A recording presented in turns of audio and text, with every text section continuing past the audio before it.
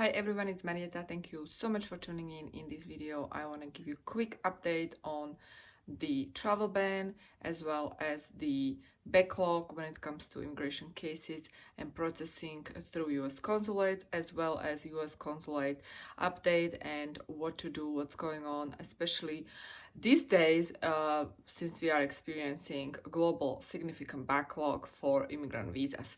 So let's get started. So first I want to start with the travel ban. The travel ban, as you know, many of you are asking me, is the travel ban lifted?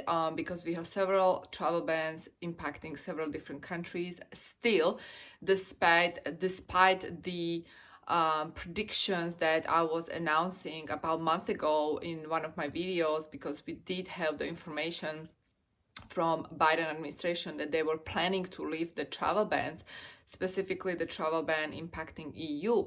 And it was meant to be or supposed to be lifted around mid-May, and we are at the end of the May and still this travel ban is on, it's in place, it's in effect. And many of you are asking me, when will this ban be lifted? And the thing is that I personally don't know, and as far as I know, the Biden administration is right now not planning on lifting the travel ban yet, right? So we have multiple bans going on. We have the EU ban, we have the ban that is impacting South Africa, we have the ban impacting Brazil, then we have the ban impacting China. And still these bans are currently in effect. Additionally to that, we have another ban, travel ban impacting India that was issued a couple of days ago or a week or two. And so this is what's going on. Now, if you're from these countries, obviously your US embassy will not processing non-immigrant visas because usually it is due to that travel ban. Now, if you're not from these countries that are being impacted by the travel ban, around 70% of the embassies around the world are still not resuming the standard visa services. And so still we are seeing significant backlogs. Now, when it comes to immigrant visas are being issued, right? But there is certain priorities, certain preference, the way they are issuing immigrant visas.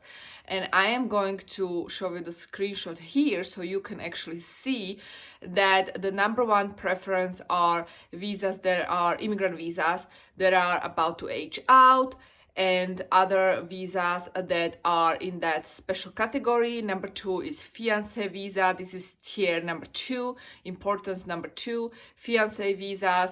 Number three are the special type of visa, special category of visas, and number four are the regular immigrant visas and diversity visas. So as you can see, this is the preference and how these immigrant visas are being processed. Now, if you have a case that needs special attention because you actually have a reason, I highly recommend that you actually request the Expedite service. And the reason is because if your case is right now at the NVC stage, still I recommend that you do request Expedite, because if your Expedite request is actually approved, the US consulate will be able to actually process your case right now, even though there are significant backlogs.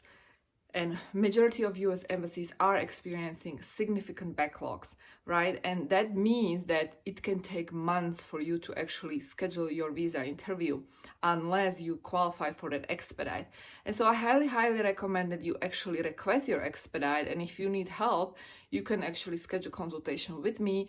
Below this video, you're going to find a link to book a call. And also I'm going to link a video here for you. In that video, I did talk about certain ways how you can actually expedite.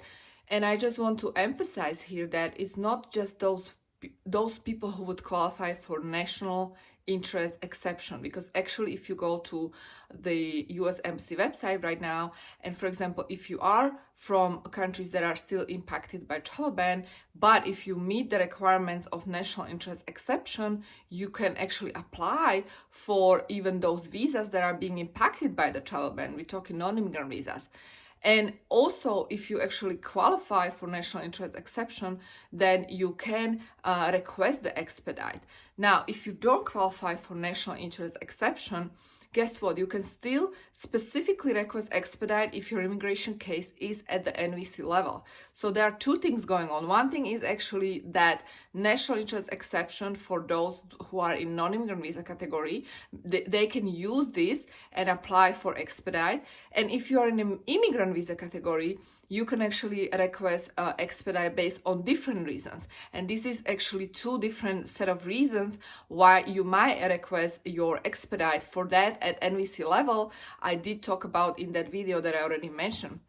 And so keep that in mind that I highly recommend to take care of your case and really be mindful and plan ahead. You need to have a strategy in place, otherwise it might take you months to be able to get your appointment at the US consulate, whether you are in immigrant visa green card category or obviously non-immigrant visa category. And for those who are being impacted by travel bans and you are from that country, certainly I would highly recommend to consider national interest exceptions. Now, I mainly work with entrepreneurs. Mainly I work with business owners and investors. This is my core of my practice and my work. And some of them are scheduling their appointments. They are not able to schedule appointments, and because they are, for some of them, they are from those travel ban countries. So again, there is a way, if you are experiencing delay in your processing, there is also a way how we could potentially expedite it if you qualify, especially if you fall within the category of national interest exception. So keep that in mind. And I really hope that at least this video is in a way helpful for those who are being stuck, because I can totally relate. I understand your situation. And for those who are wondering how they can start their process when it comes to E2 investor visa, when it comes to e-corporation, when it comes to even green card through entrepreneurship, I highly recommend that you actually check out the video below in description, because in that video I talk about how you actually go from idea to actual business, and then how you scale the company and obtain a green card, and in between how you actually apply for your investor visa. So this is sort of the roadmap I do for my clients. Thank you so much for tuning in. If you're new here, welcome. Make sure to subscribe, hit that bell so you receive my updates and news, and I will talk to you soon. Bye-bye.